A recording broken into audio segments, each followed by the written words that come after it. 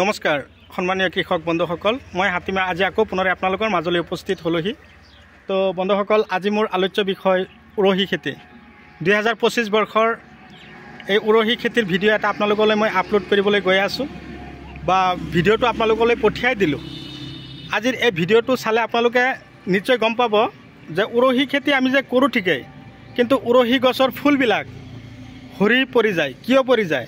ফলনবিলাক নিটিকে, গছৰ পাতবিলাক কলা আৱৰণ হৈ যায়, ফুট ফুট হৈ যায়, আৰু গছৰ আগবিলাক পোকে খাই থাকে। তাৰ কাৰণে আমি কি ধৰণৰ মেডিচিন উৰহি খেতিত আমি ইউজ কৰিম, আৰু কোনবিলাক ভিটামিন আমি উৰহি খেতিত দিলে আমাৰ উৰহিবিলাক অতি সোনকালে ডাঙৰ দীঘল হ'ব, আৰু উৰহি খেতিত আমি কি কি পন্থা অৱলম্বন কৰিলে উৰহি খেতিৰ পৰা আমি যথেষ্ট ফলন পাম। তো কথা হ'ল, আপোনালোকে যদি মোৰ চেনেলৰ নতুন ভিউৱাৰ্ছ হিচাপে আছে তেনেহ'লে মোৰ চেনেলটো ছাবস্ক্ৰাইব কৰি দিব, আৰু কাষত থকা বেল ঘণ্টিটো লাহেকৈ বজাই দিব, যাতে এনেকুৱা ধৰণৰ উন্নত জৈৱিক, বৈজ্ঞানিক আৰু ৰাসায়নিক পদ্ধতিৰে কৰা খেতিৰ ভিডিঅ' অলৰেডি আপোনালোকে প্ৰত্যেক দিনাই এটা ভিডিঅ'ৰ নটিফিকেশ্যন আপোনালোকৰ মোবাইলত পাই থাকে। তো খেতিয়কে খেতিত আছে, খেতিয়কে আজি খেতিত কাম কৰি আছে কোনটো, যে উৰহি খেতিত। তাৰমানে এই খেতিটোত নতুনকৈ মাটি বেলেগ ঠাইৰ পৰা আনি থৈছিল, নতুনকৈ আনি পেলাইছে, আৰু সেই মাটিত কিন্তু সাৰ কম। আপোনালোকে যদি উৰহি খেতি কৰিছে, যিটো খেতিত সাৰ বেছি দেখা পাব, সেইটো খেতিত কিন্তু উৰহি অতি সোনকালে নিটিকে, বা আপোনালোকে সেই খেতিৰ পৰা উৰহি আগতীয়াকৈ আশা কৰিব নোৱাৰিব। সেইকাৰণে মই আপোনালোকক কৈছোঁ, যিবিলাক খেতিত নেকি যিটো মাটিত বেছি সাৰ আছে, সেইটো খেতিত কিন্তু উৰহি আগতীয়াকৈ নধৰে। এই কথাটো আপোনালোকে আকৌ ক'ব যে আজি দেখোন কথাবিলাক ওলোটা ধৰণে কৈ আছে।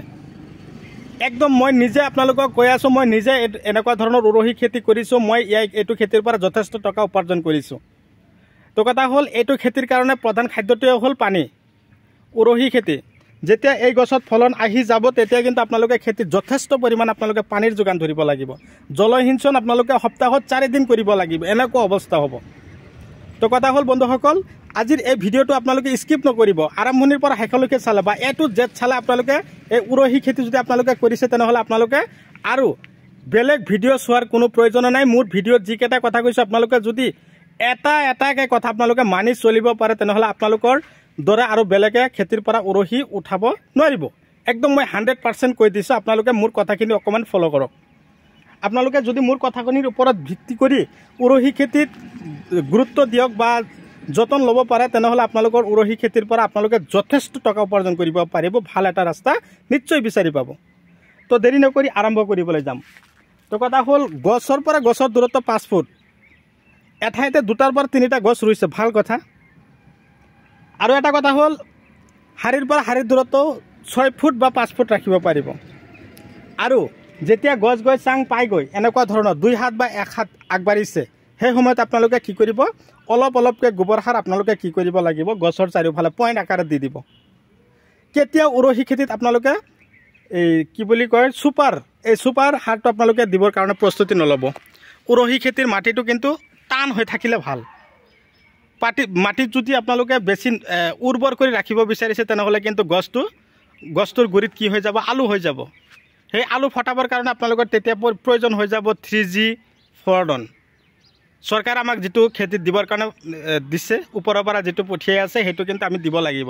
সেইটো দিয়াৰ লগে লগে গছৰ গুৰিত যিটো আলু হয়, যেনিবা মই এটা গছ দেখুৱাইছোঁ, ইয়াত চাওক, এই গছটো যে দেখা পাইছে, এই গছৰ গুৰিত কিন্তু আলু হৈছে। এটা গছ ঠিকেই আছে, আৰু এই ইফালৰ গছটো কিন্তু আলু হৈ গৈছে, সেইকাৰণে বেছি ৰঙা হৈ গৈছে।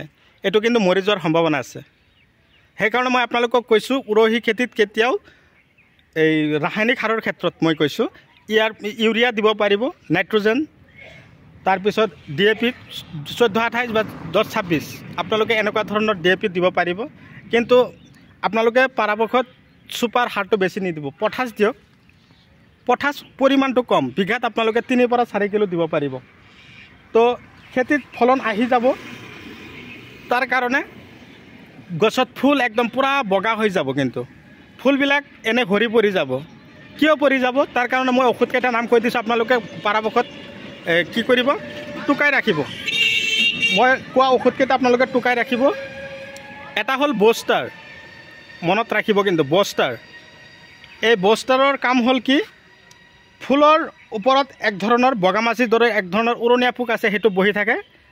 এই পোকে কি কৰিব ফুলবিলাক ওপৰত কেৱল জিভাই দি চেলেকি থাকিব তাৰ কাৰণে ফুলটো কলা আৱৰণ হৈ যাব আৰু তাতে ফাংগিচাইড লাগি যায় 2 নম্বৰ ঔষধটোৰ নাম হ'ল ডেলিগেট উৰহী খেতিৰ নাম্বাৰ 1 ঔষধটোৱে হ'ল ডেলিগেট ফুল আপোনালোকক মই দেখুৱাই দিছোঁ এই এনেকুৱা ধৰণৰ উৰহী গছত ফুলবিলাক লাগি থাকিব এই ডেলিগেট ঔষধৰ কাম হ'ল কি ফুলৰ ভিতৰত থকা যিবিলাক পোক আছে সেইবিলাক পোক মাৰি পেলাব এই ভিতৰত থকা যেটো পোক আছে চেলেকি থকা পোক সেই পোকে যেতিয়া জিভাই দি চেলেকি থাকিব তেতিয়া কিন্তু সেই উৰহী গছৰ ফুলটো লাহেকৈ হৰি পৰি যায় তেতিয়া আমি কৈ থাকোঁ যে গছৰ কিবা এটা সমস্যা হৈছে একেবাৰে মিছা কথা আপোনালোকৰ খেতিত যদি ৰস নাথাকে তেনেহ'লে কিন্তু আপোনালোকৰ খেতিত পোকৰ ঔষধ দিলেও কোনো কাম নহ'ব খেতিত যথেষ্ট পৰিমাণে কি থাকিব লাগিব ৰস থাকিব লাগিব উৰহী খেতি হ'ল ৰসৰ পাগল যিমান আপোনালোকে খেতিত পানীৰ যোগান ধৰিব যিমান জলসিঞ্চন কৰিব সিমানে আপোনালোকৰ খেতিত উৰহী বেছিকৈ লাগিব তো কথা হ'ল আপোনালোকে যদি এনেকুৱা ধৰণৰ খেতি কৰিছে মই আপোনালোকক অশেষ ধন্যবাদ জ্ঞাপন কৰিছোঁ আপোনালোকে মোৰ ভিডিঅ'টো কোন ঠাইৰ পৰা চাইছে আজিৰ ভিডিঅ'টোৰ পিছত ভিডিঅ' আপোনালোকৰ কি লাগে মোক কমেণ্ট কৰি জনাব আজি মই উৰহী খেতিৰ ভিডিঅ' দি আছোঁ তাৰ পিছৰ ভিডিঅ'টো কি লাগে আপোনালোকক মই অহাকালি কোনটো ভিডিঅ' দিম আপোনালোকে কমেণ্ট কৰিবলৈ নাপাহৰিব আৰু কথা হ'ল কি উৰহী গছৰ এটা সমস্যা দেখা পাওঁ যেতিয়া ফুলবিলাক হৰি যায় ফুলৰ যিটো এনেকুৱা ডাঠি এটা থিয় হৈ থাকে সেইটোত কিন্তু আকৌ ফুল আহি যায় তাত কিন্তু কলা আৱৰণ হয় পচি যায় সেইটো পচি যোৱাৰ বেমাৰৰ কাৰণে আপোনালোকে কি ঔষধ স্প্ৰে কৰিব নিশ্চয় মনত আছে আপোনালোকক আগতে কৈছিলোঁ ঔষধটো মই কিন্তু সংগনে আপোনালোকক ঔষধটোৰ কথা কৈ থাকোঁ পচলা ঔষধটোৰ নাম হ'ল লখন্দি LOKHANDI এই লখন্দি ঔষধটো আপোনালোকে খেতিত স্প্ৰে কৰিব এইটো ফাংগিচাইডৰ কাৰণে খুবেই ভাল কণ্টেক্ট ফাংগিচাইড বহুত ভাল 100% ৰিজাল্ট পাব আপোনালোকে উৰহী খেতিত কিন্তু সেইটো স্প্ৰে কৰিবই লাগিব নহ'লে কিন্তু আপোনালোকে খেতিৰ পৰা বিকাটো অসম্ভৱ হৈ যাব তাৰ লগতে মই আৰু এটা ঔষধৰ নাম কৈছোঁ সেইটো হ'ল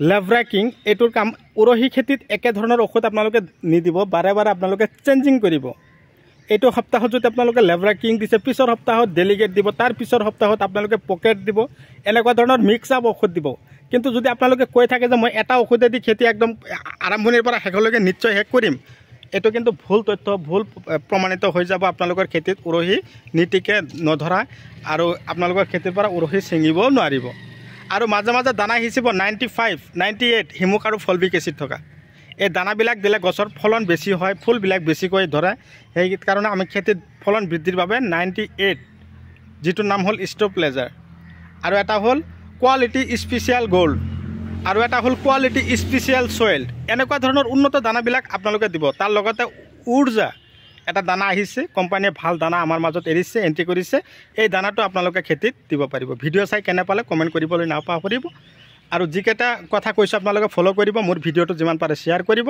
এনেকুৱা ধৰণৰ ভিডিঅ' আপোনালোকে পাই থাকিব আপোনালোকে খেতি কৰক মই আপোনালোকৰ লগত 24 ঘণ্টাই সময় দি থাকিম য'ৰ পৰা চাই আছে আপোনালোকক মই অলৰেডি ডিছক্ৰিপশ্যনত নাম্বাৰ দি দিছোঁ তাৰ পৰা মোৰ চেনেলত বহুতকেইটা থাম্বনেইলতো নাম্বাৰ দি দিছোঁ আপোনালোকে তাৰ পৰা নাম্বাৰ সংগ্ৰহ কৰক যদি আপোনালোকৰ ফালে ঔষধটো বিচাৰি পোৱা নাই দানাবিলাক বিচাৰি পোৱা নাই তেনেহ'লে আপোনালোকে মোক যোগাযোগ কৰক মই আজিও ডেলিভাৰী দিবৰ কাৰণে গৈ আছোঁ আজি মই ৰৌতালৈ ডেলিভাৰী পঠিয়াব লাগে